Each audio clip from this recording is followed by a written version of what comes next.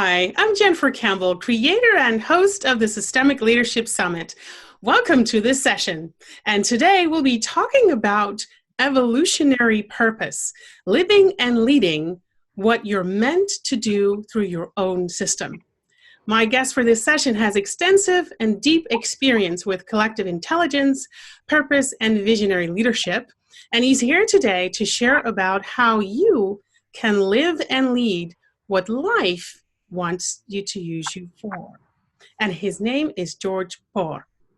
George is a mentor and strategic learning partner to visionary leaders in business, government, and civil society. He finds joy in generative conversations that transform both parties and leave their lives enriched. This is also the underlying, more personal reason why he founded the transformation agency called Community Intelligence. George is also a veteran researcher of collective intelligence, innovation ecosystems, and communities of practice, which are all key disciplines for the future of organization design. He is a faculty member at Meridian University, and his academic posts included the University of Paris, UC Berkeley, INSEAD, and London School of Economics. But organizational theories interest him only if they can be tested in practice and are improving the lives of people while moving the organization they work with to the next stage of capabilities. To keep on top of the emergent next stage practices, George founded Enlivening Edge, the online magazine that became the go-to place for future responsive organizational professionals. George is grateful to all the organizations that give him a chance to turn their challenges into his own and grow new talents by meeting them. Each of them represent a stage on his journey leading to who he is now and what he can offer others. His clients included British Petroleum, Canadian Imperial Bank of Commerce, Copenhagen Institute for the Future, Entrepreneurs for Sustainability, the European Commission, Hewlett-Packard, National Health Services in the UK, Procter & Gamble, Shell, Siemens, Swedish Organizational Learning Association, the United Nations, World Business Academy, World Wildlife Foundation, Zappos, and many, many more. Now, George generated hundreds of articles, conference presentations, academic pages, papers, book chapters, magazine columns, and so forth. George is a Hungarian-born American living in Brighton in the UK with his wife, Anna Betts. Besides Hungarian and English, he also speaks French and Russian. He calls himself fortunate to have immersed himself in numerous cultures, branches of evolutionary spirituality, and ancient wisdom traditions, which are all still alive in his life and work. And now he's here today with us to share his wisdom. We'll be talking about evolutionary purpose. And George, I am so happy to have you here on the summit. A very warm welcome to you. Thanks for joining us. Thank you, Jennifer, for this beautiful introduction. You know, I'm always delighted when I have a chance to talk with people who truly care about systems, systemic leadership. So I'm very grateful to you for inviting me. Well, you're well welcome, and I'm sure that all our viewers are also going to be very grateful that you joined us today, because we are in for a beautiful conversation about something that fascinates you. And I'd like to start off with, you have so much experience. You've been involved in so many well-known organizations and companies and institutes and strong brands. And I'd like to know what fascinates you so much about transformation and collective and community intelligence. Oh, well, I guess I could talk a long time about it, but just to try to capture the essence, what fascinates me is that they are so strongly interdependent. Mm-hmm. I mean, one cannot happen without the other. Yes. Because any transformation that is imposed by the top without engaging the collective intelligence of the employees, it is ought to fizzle out. It never really makes any difference. And on the other hand, any community that is not in constant change and evolution, it becomes stagnant, and it's another way of fizzling out. So that's the interdependence of the two that fascinates me, how they are related very closely. Yeah. Yeah. So there's a connection between the transformation and the community or the collective intelligence, depending on the context. And so it's a constant, the way you describe it sounds like it's a constant dance. It's like you can't stand still, but you also can't will your organization in a particular direction from the top. It's always going back and forth between the two. Yes, because organizations are living systems, and living systems don't like to be dictated. Living systems evolve according to the inner dynamics of the life-giving forces within the organization. Right. And so when you say an organization really moves according to its dynamics, there's also something called purpose. And as purpose, especially evolutionary purpose, is a topic for today, I wanted to link it to that, because how does it fit with the other two of transformation and collective intelligence? Mm-hmm. Well, one very important difference between a social organism, such as a business, for example, or a government, and other kind of living systems, that a social organism has both free will and the individuality of their members. Right. That doesn't really exist in just a biological ecosystem or biological organism. So because of the free will, for discovering an alignment of the members moving in the same direction, inspired by something larger than themselves, they need to have a shared purpose. So how do we get to that shared purpose? Yeah. That's depending how different schools of management and different management practices, how they answer that question, that makes the difference between old style, traditional organization, and what I call the next stage organizations. Yeah. Wow. And when we speak about dealing with also, I don't want to call it tension, but it's almost like there's a lack of a better word, the tension between what all the individuals want and where the collective is heading, and how that's also like another dynamic, another dance that's going on as well. And when we look at purpose, where do you look to first? Do you look at the collective first, or do you look at the individual first?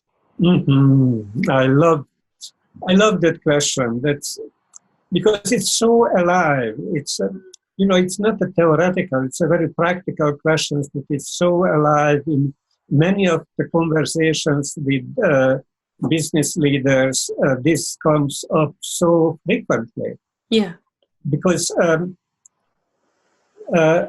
there are some leaders who think that, well, if we are the leadership team, Mm-hmm. then it's our job to define the purpose, and then all what we have to do is to make sure that all employees are aligned with that purpose. So we have to find ways to align their purpose with the collective, the organizational purpose.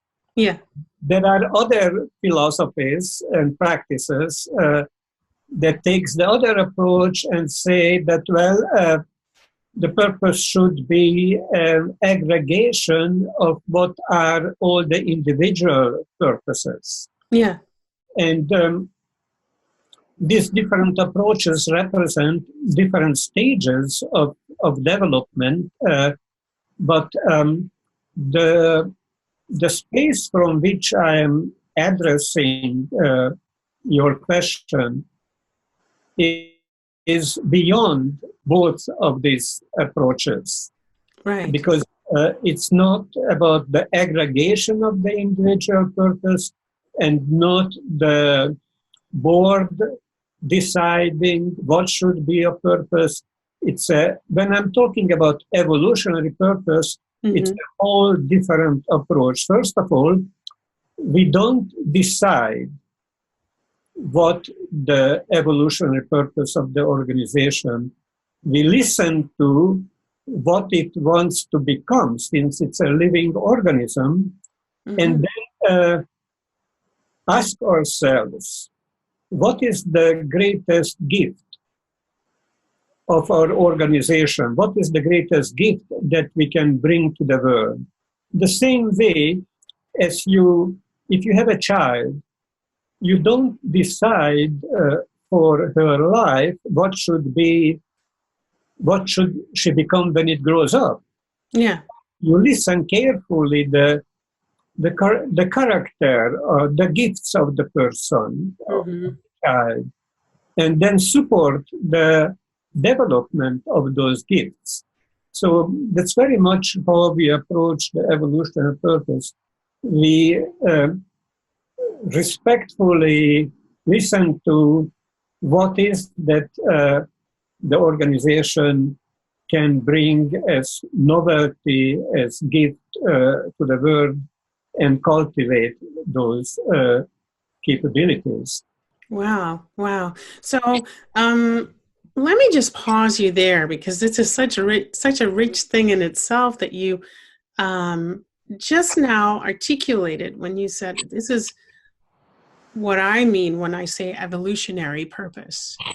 And so it's about several different things. One, it's different than a company mission, for example, because a mission is usually decided upon, and it's discussed in all these different type of mission sessions and workshops and programs. And at some point we have a mission statement, and then we hang it up on the wall, and then it's alive or less alive. But it's something that many people feel that is decided somewhere, usually by senior management. But evolutionary purpose has nothing to do with mission, if I hear you correctly. Yes, that's correct. And I'm not suggesting that we should throw mission out of the window. Mm-hmm. But what I'm suggesting is that it's a good practice to differentiate various levels, various scales of why. The why to which the life of the organization is the answer. Because at the highest level, it's about the evolutionary purpose. So that's the kind of umbrella, the highest level of the why we exist. Mm-hmm. Is to express our evolutionary purpose, is to bring our gifts to the world. Mm-hmm. But below that, there can be the mission, which is inspired by the evolutionary purpose, and but it's more specific, a little bit more concrete. It has to do more. It expressed frequently in terms of relationship with stakeholders. So it's more concrete. And then below the level of mission, of course, there are the strategic goals, the annual review of strategic goals, broken down to the level of business units and department and so on. Does that make sense to you? Yeah, it does. It does. And so it's just, I am just still with listening to the system. As you just explained, like a child is born into the world, and then instead of deciding what it should become, or who he or she should become, we listen, and then we see what their gifts and potential and what the life is that they're meant to live. And I hear you say a similar thing for the organization. So we see and we listen to this living human system. And could you share a bit more about the listening? Because that's what you said. We listen to this living human system, this social system, where there is individuals, where there's free will, where there's all that, and there's evolutionary purpose that is innate in the system. So could you share more about the hearing? Yeah, the listening to the evolutionary purpose, to discover the evolutionary purpose, that's really the high art of leadership.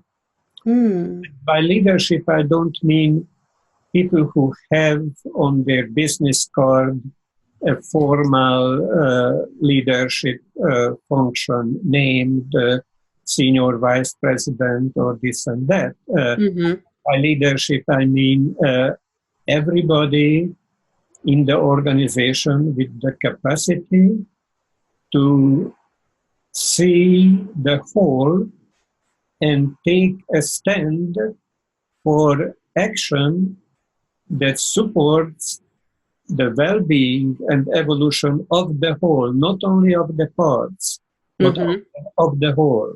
Right. So these are the people who are naturally, I emphasize the word naturally engaged in the process of discovering and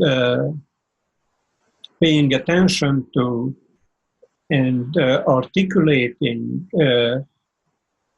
expressing, sharing with others what they perceive as the organization's evolutionary purpose.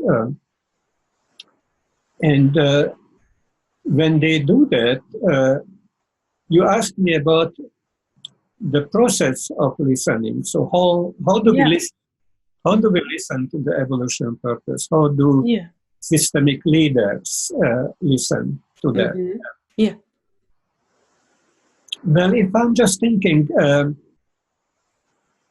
the evolutionary purpose of my life, I did not discover it once and for all.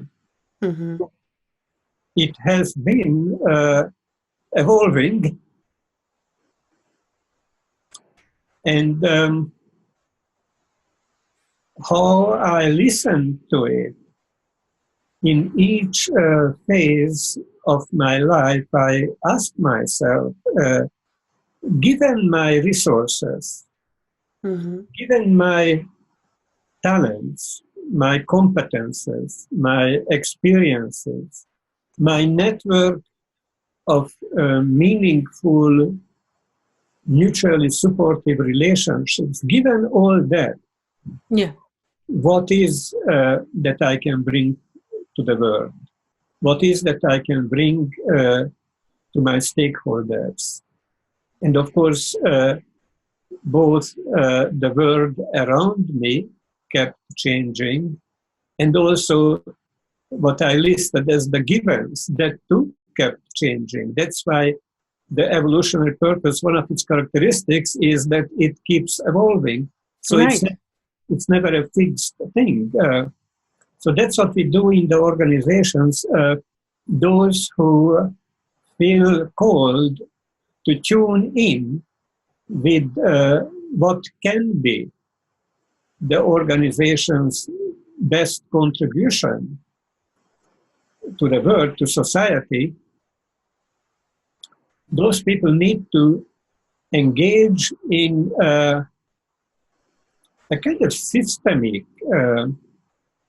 account, taking into account what are all the talents available to us, what are all the resources, financial and other resources, what is our history that inspire certain direction that we are moving. Mm-hmm.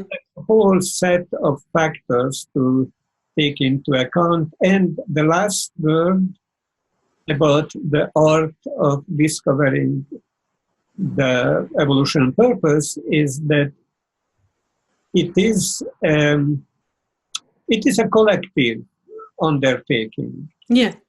And by collective, I don't mean again that it's up for a vote, that we should convene a meeting and everybody decides what is that.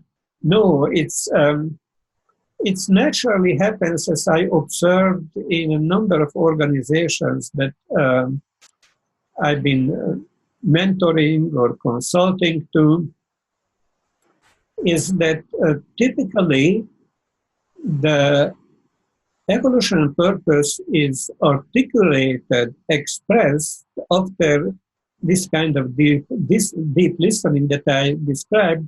Mm-hmm. It's expressed by the person or the people who have the broadest worldview, access to a higher stage of consciousness. Why? Because it is from that space that they can see more than at a narrower worldview, a narrower set of concerns. Yeah. So they hold more resources, actually. Exactly. Yeah, they hold more potential, and so they can see more potential. Yeah. Yeah. And so let me try and capture what you said. So my question was about the listening. How do you listen for, or what's the hearing process to uncover the evolutionary purpose of an organization? And you mentioned a number of things. You mentioned but first of all, you started out with, so it requires a type of leadership that is not in the traditional sense or what it says on our business cards. But it's about what we in this summit call the systemic leadership. So it's about the leadership of people who want to take a stand for the collective and what's for the well-being and the sustainability of the collective. What I also heard you say is that you said it's about people who hold a bigger worldview, because they can see more of the resource and the talents that you then want to look into, what's available within the organization, and so what's its potential, what can come out, what is the next evolutionary step when we look at where we came from and where we are heading, and how can we then from that step contribute to our environment, to the world we serve. Yes. And what I also heard you say, and I find that really fascinating, is that the listening is something that you can also compare to and do with your own system, with yourself, to discover what your own evolutionary purpose is. And it really reminds me of a question that you asked me in our pre-call when we were discussing what this conversation was going to be about. And I never heard it just like you phrased it. And the question was, what is the question to which your life is an answer? Mm-hmm. And I found that the question in itself is so, it automatically throws you inward to go and search. And it's not just a mental thing. It happens when I really let in the question, there are so many different places in my system where there's answers and resources to be found. And so, is this a question that you then also ask to an organization? Of course. Of course. When I'm thinking about my own life, I would like to share with you what is the question to which my life is the answer. And then I come back to your organizational. Yeah, please. Because the two are kind of related. Yeah. So the question that I find the most fascinating and I am passionately engaged in responding to is how to solve this riddle, the following riddle. Yeah. That says none of us can be free until all of us are. You know, when I heard that first time from Martin Luther King,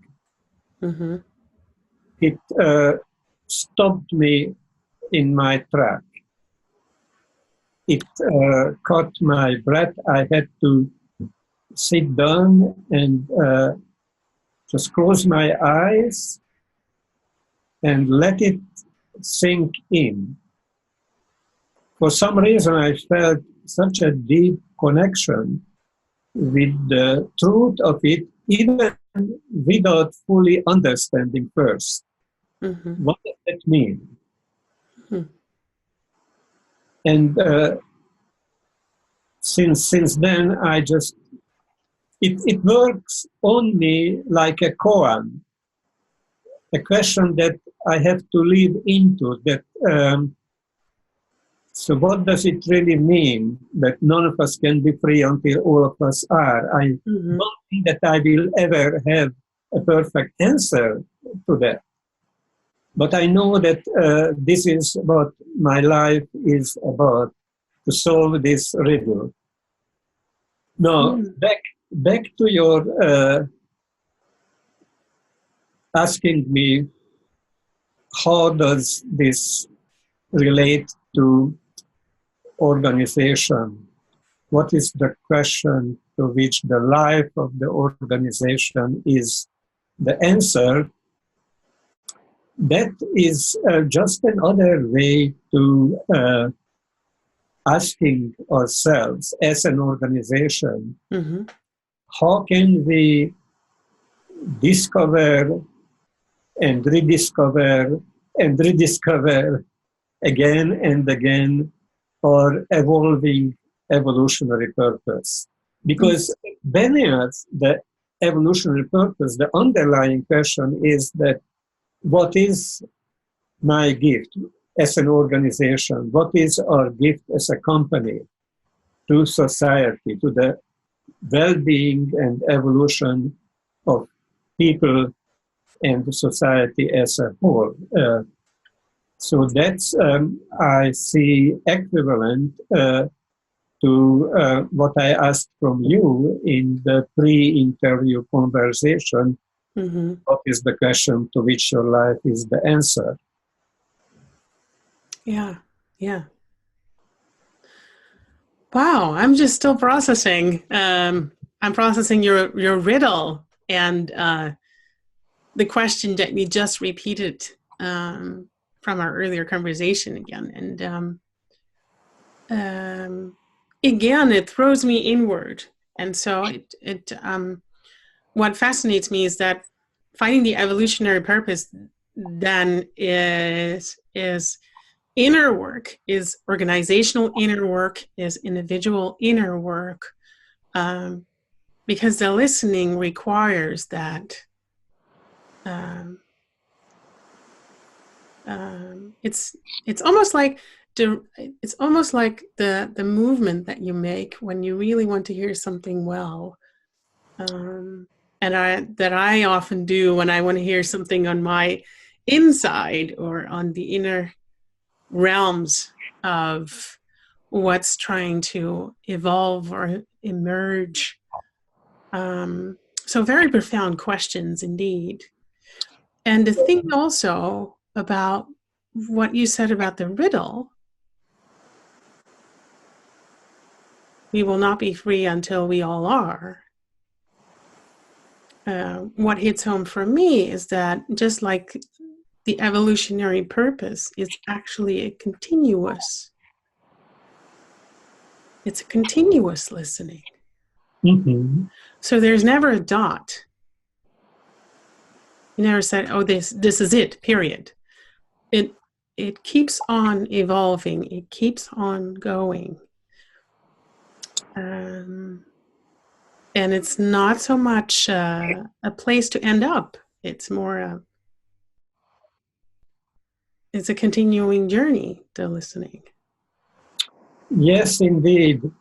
And when you say that it throws you inward, that it's an inner journey, well, I say yes and no, maybe 80% inner.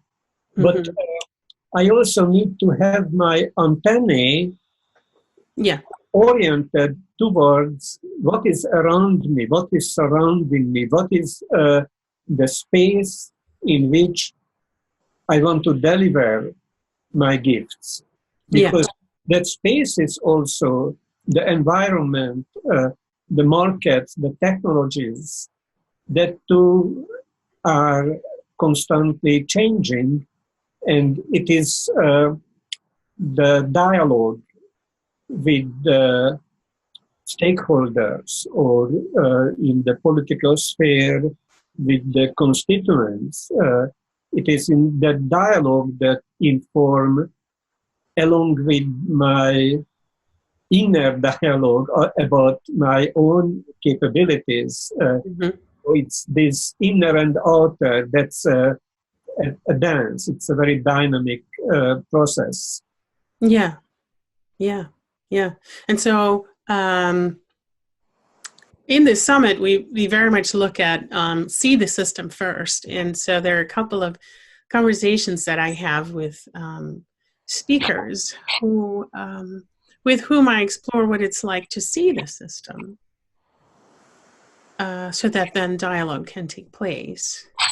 And it's so interesting to now move into the listening to the system, and what's on the inside and what's on the outside and what's on the boundary of the interaction between the inner and the outer work that needs to take place, so that we can have a closer sense of what the evolutionary purpose is. And if you will, I'd love to move a little even closer to the dynamics also between the individual and the organization, because you just started going there when you said, I discovered certain things about my own evolutionary purpose. So could you share more about that? Because obviously there's a few things that you founded, that you put out in the world. So Yeah. where do you find yourself in your evolutionary purpose, if I may ask? Well, if I look back the earlier stages of my life, what I see is that the first time I met with the first version of my evolution purpose was in the 1960s, when I was an organizer of the student movement in my country. Mm-hmm. And I was very, very inspired by the possibility of a world that works for the multitudes, not for the few only. Yeah. So that was the first version, the first articulation of what later I could call my evolutionary purpose. Yeah. And as soon as that relationship, close emotional and energetic relationship, developed between me and that purpose, like a North Star. Yeah. I've been moving towards. As soon as that started happening, I also realized that I can't do that, that there is nothing, absolutely nothing meaningful that I can do for the sake of reaching that purpose. So that's when I became a community organizer. That's when I just moved into the space of connecting with friends, growing trusted relationships, and then fast forward 40, 45 years, and I am an organization transformation consultant, still working and inspired by the idea that there is a possibility for a better world, that our heart knows that's possible, as Charles Eisenstein said. And I still know that I can't do much or anything really by myself about it. So what do? I first I look at the system, the system being not one organization, but the ecosystem of transformational initiatives that are happening in the world. And looking at that system, I looked at who are the people who already have the greatest impact on this ecosystem, who are coming from the broadest worldview with the greatest gifts, because I want to support their work. So I didn't put myself in the position of being a leader. I put myself in the position of being a supporter of those who serve the most. And that was the year of 2014, when I discovered Frederick Laloux's work, the book of Reinventing Organizations. And I felt such a deep resonance with it, that I knew that this is the guy that I really want to amplify the impact of his thinking in the world. And so what can I do? Well, I have to talk about what is possible Yeah. with friends, with colleagues. Yeah. That's what I started to do, and that's what led me to the inspiration to launch the Enlivening Edge magazine. Yeah. That initially was just two of us, then three of us, then it grew, and as it grew through the network of these mutually supportive relationships, with that or the collective talents, the talents available to the collective, the resources, the people resources available to the whole also grew. And with it, the evolutionary purpose also found expression that is increasingly focused and at the same time reaching wide. Yeah. I don't know, do I answer your question?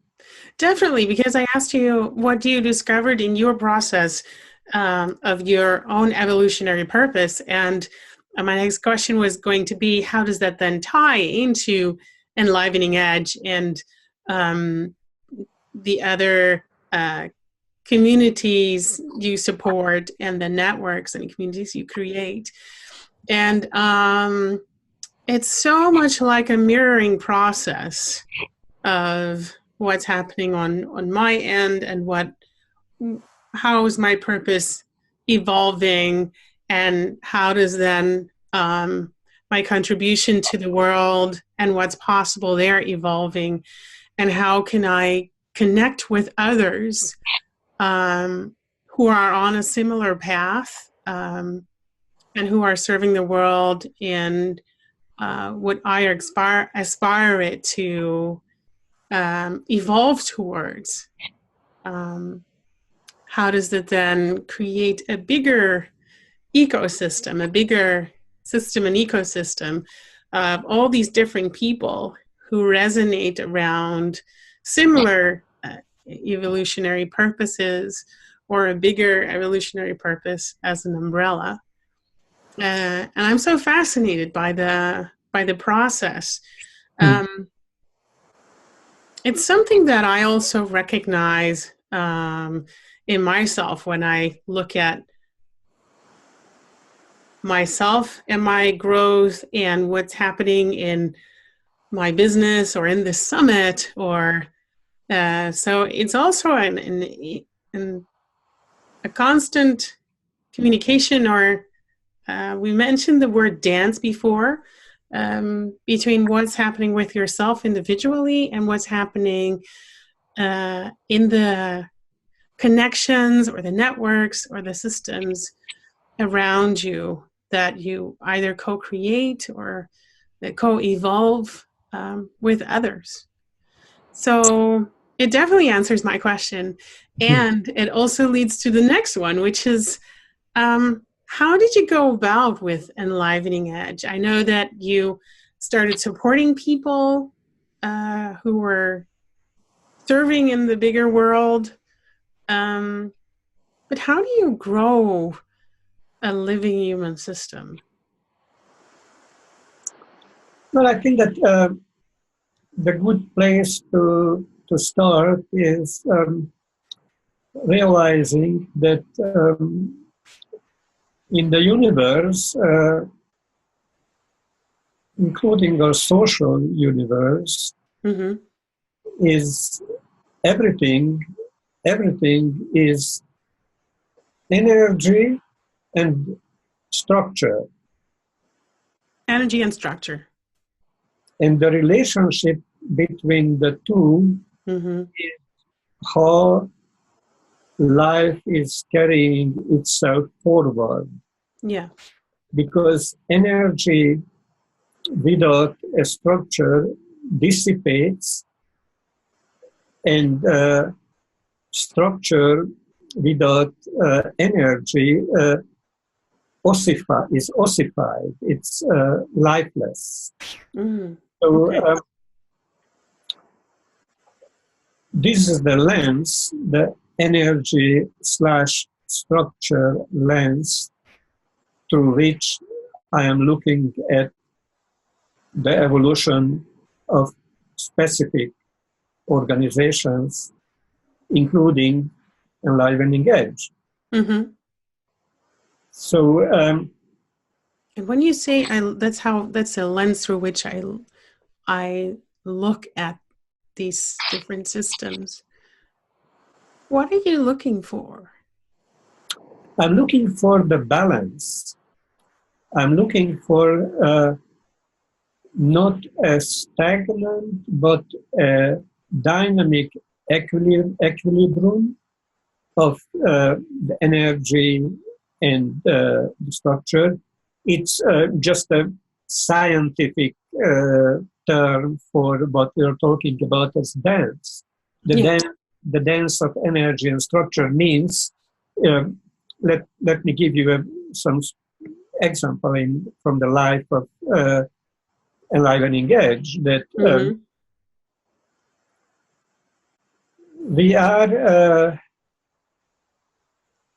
basically we are not an organization. We started as a bunch of friends. Yeah. As an informal project of volunteers with energy for creating something together. Yeah. And as we grew, without a structure that would help us not wasting a lot of time on figuring out how to coordinate our work. Mm-hmm. So we started adopting first a very minimalist version of a structure for the coordination of work. Yeah.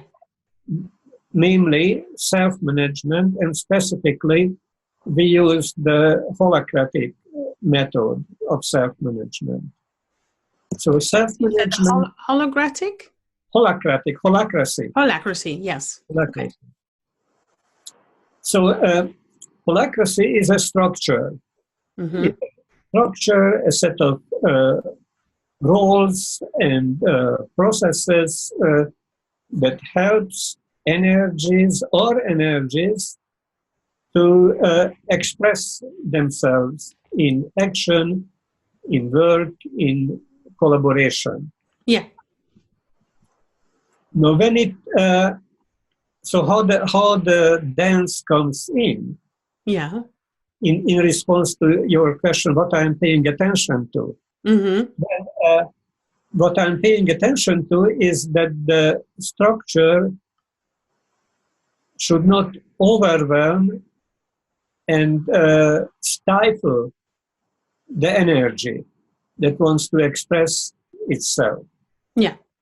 Like in principle, in a holacratic system, the energizer of any and every role has the absolute freedom to make any decision that she wants to express, practice, carry out the purpose of her role. Yeah. Now, if we put a lot of policies on top of that, if we make a lot of restrictions on top of that, then the structure is getting on top of the energy, and the dance is not as much fun anymore. Yeah. So that means aliveness is diminished or taken away when there's too much structure. Yeah. I can also give you the opposite example, that in one of the companies that I worked with, they just introduced self-management. Yeah. And after basically traditional hierarchical organization, when employees were told that now we are doing self-management, they started not showing up at work or showing up but not caring too much about performance. And when someone tried to remind them that, hey guys, if we don't do this, then we are not going to meet our profit targets, and we are basically risk to get out of business. Yeah. And then they said in response to that, well, you said that we are self-managing, so you are not my manager anymore. You can't tell me what to do. and I was in China, in Shanghai, at the second organizational evolution forum. Mm-hmm. And I heard a story of a Chinese leader of a self-managing company that to introduce self-management, and some people didn't show up at work with the same reasoning that nobody can tell me what to do when I am self-managing myself. So that means that the energy, even in this case, a kind of individualistic energy, is dissipating the collective energy when it's not coupled with the right structure of roles and new kind of processes in support of self-management. Yeah. So in that sense, there's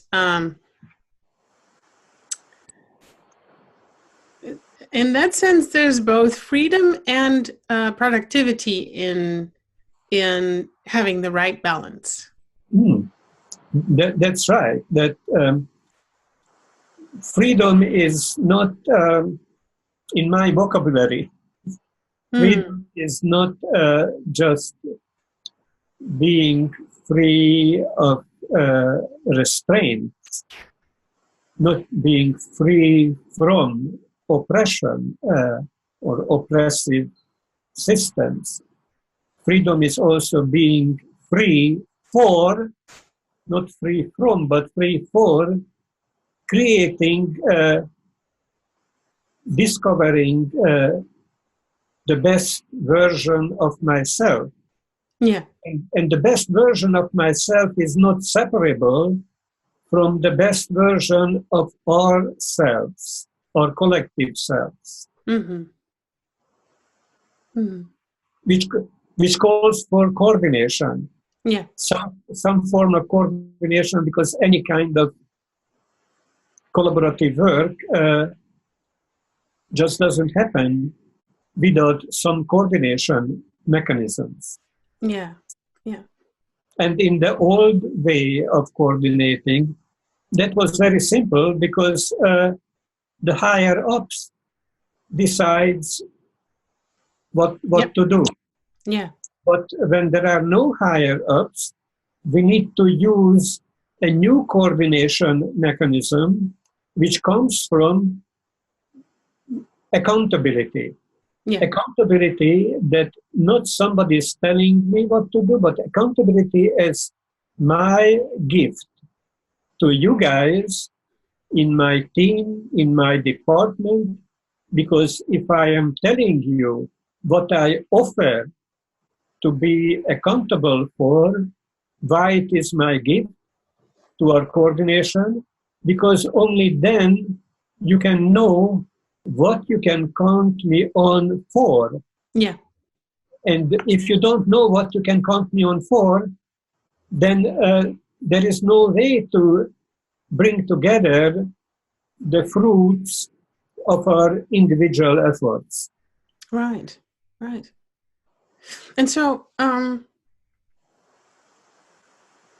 we are talking about evolutionary purpose, and we are talking about the lens that you use to look at organizations. And when I asked you, what do you look at then, or what do you look for, then it's about the balance between the structure on one hand and the energy on the other hand.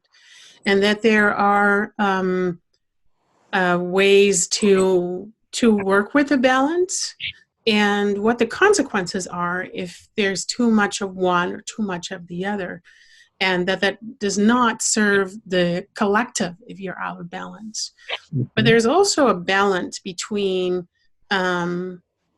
knowing what your individual needs are, mm-hmm. and knowing what the needs are of the collective through you. Because that's what I hear in the example that you gave, when people were no longer managed. They were not actually doing self-management, but they were doing everything they thought they could not do when they were managed. Mm-hmm. And that is not the same thing, because that has to do with, what are my own wants and needs, whether I'm in the office or not. Mm-hmm. But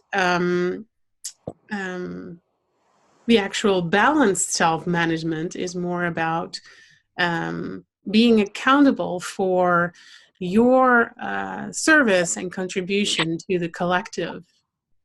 And that's a different stance. That's a different way of approaching things.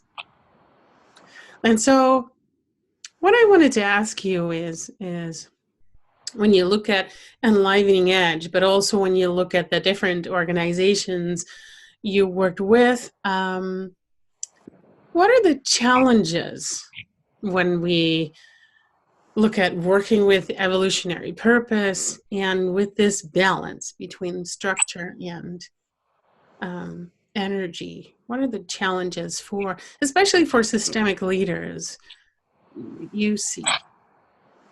Yeah. That's a very important question, because the path to systemic leadership, mm-hmm. is not a rosy journey with all just happiness. Challenges are there, and the biggest challenge that I encountered in my mentoring work, mm-hmm. is that would-be systemic leaders, people who have the aspiration and an authentic desire to facilitate the transformation of their organizations. Mm-hmm. Typically, not everybody, but many of those leaders I met with are ready to change and transform everything except themselves. Ah, okay. So that's really the biggest challenge of how can we engage in a no-kidding way in our personal vertical development. Because without that, without a real commitment to our own evolution, our own vertical development, mm-hmm. without such commitment, any effort to change others, to change systems, will have very limited impact. So that's the challenge, because changing, evolving oneself, one has to work on 4 different fields of practice. Yeah. That you heard of: wake up, grow up, clean up, and show up. Yeah. These are 4 domains of practice for personal evolution and also organizational, but it's the personal dimension that is just so fundamental that without that, there will be no systemic leadership from my perspective. Yeah, yeah. So, to really sum that up and to get to the core of this, what you're actually saying is, if you want to shape your leadership systemically and support the transformation of the bigger living human system that you are part of, then there is no escaping from doing your inner transformation. Yes, exactly. And the same way as systemic leadership is systemic in the sense of working with the whole system, if you think of your own being as a system. Yeah. An ensemble of many different parts, and working on each aspect of that, the psychological, spiritual, even above, of course, emotional, even physical. Like just this afternoon, I had my gym where I moved from doing the routine exercise that I always do. I moved to moving the edge of my capabilities, Right. because I'm interested, but I'm inspired just how hard I can push. Okay. So it sounds like one of the key or fundamental things that are part of your how do I call it, resources as a systemic leader or someone who wants to shape their leadership systemically for themselves, but also with others, is that it's to be evolutionary focused. Yeah, the most important resource for any systemic leader for facilitating the transformation of organizations, the most important resource is yourself. Yeah. And so in that sense, and I'm so happy that you're also willing to share how that worked for you, is when you look back on your leadership with all that experience and all that we discussed in terms of evolutionary purpose, whether it's yours or of Enlivening Edge or in your work with other organizations, how did your leadership evolve in your life? Well, I've been noticing how much my paying attention to what is the future in need of my wise choices today, how that is influencing my leadership style. And because my own evolution led me to have this epiphany of our next stage evolution as a society. Yeah. A kind of civilization renewal. And looking back from there and seeing myself today, what is the next move that I can take in response to what the future in need of us is asking from me. Yeah. So that is the stance that I'm having now, but it's not what I had always. I came to this thanks to getting acquainted and trained by Otto Scharmer, who wrote the book Leading from the Emerging Future.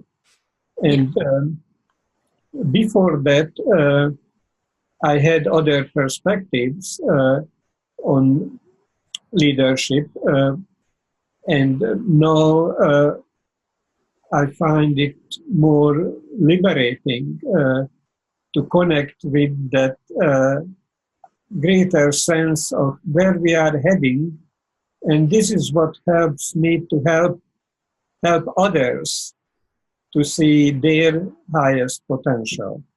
Yeah. So, in essence, where I am at now, I just realized that I personally cannot evolve any further without helping the evolution of others. Yeah. It's a version of the African saying that I am because you are. Yeah. And to me, it's also the same as we only become free when we all are. Mm-hmm. Yes. Definitely. I was going to ask you, what is the one thing that you'd like our audience to take away from our conversation today? Oh. But if I'm not mistaken, we may just have said it already. I'm just checking with you to see. Yeah, well, bringing in front of my virtual eyes, Mm-hmm. the people who are watching Yeah. our conversation. Yeah. And what I would like to say to everybody, find your tribe. Find your tribe. Connect with the people who care as much as deeply about the same purpose that you are, and find your tribe and feed it. Mm-hmm. By feeding it, I mean develop the kind of relationships with the people in which you find their well-being and their evolution as important to you as your own well-being and evolution. So find your tribe and feed it. Mm. Wow. Then we will be all richer and happier. You'll be richer and happier, and undoubtedly also move further along your evolutionary purpose. That's true. George, we have come to the end of our conversation, and we discussed so many things that are related to evolutionary purpose. And we touched upon the difference between evolutionary purpose and mission in an organization. We looked at the distinction between evolutionary purpose for individuals and for organizations, and that if we want to discover an evolutionary purpose, then it's important to listen into the living human system, whether it's one person or a company, and that there are different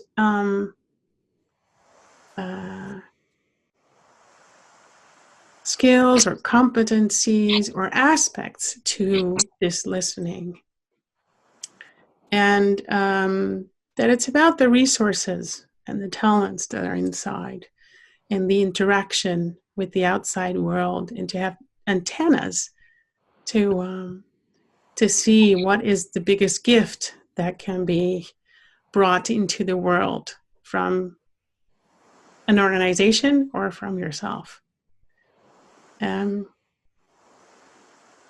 It's about balance between structure and energy.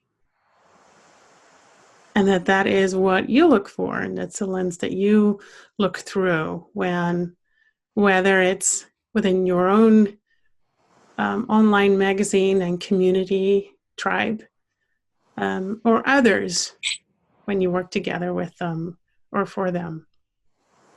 And I think that, especially also with the end note for everyone to find their own tribe and make the evolution of the people in it as important as their own, can be a better way to close off. So I'd like to say thank you so much, George, for being here with us, for being in conversation with me, and for being at the summit. So thank you for being on. Thank you, Jennifer, for the opportunity, for the depth of my heart. That was a wonderful opportunity to think through these deep and important questions to our times. Thank you. Thank you. And to everyone who's been watching, I would like to say thank you so much for tuning in today for this session with George Poor about evolutionary purpose. If you would like to take the conversation further and share more about maybe your evolutionary purpose and connect with our tribe in the summit, then please go to our online community space. Thank you so much for watching. Take care. Bye-bye. Bye.